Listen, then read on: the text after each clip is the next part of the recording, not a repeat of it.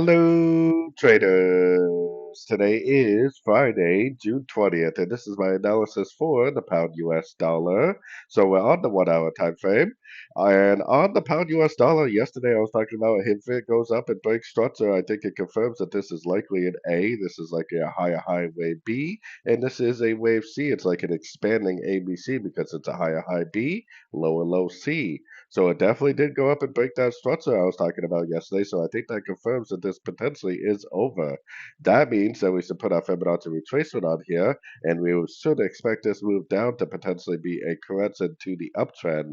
Because what happens at the end of an ABC correction is it goes up and takes out the previous highs. So potentially this would go up and take out the high of wave four. That means that on the shorter time phase, potentially then the 1 hour, I would definitely be looking for three-way pullbacks to go long, potentially for the continuation of the higher time frame uptrend, which is definitely still up.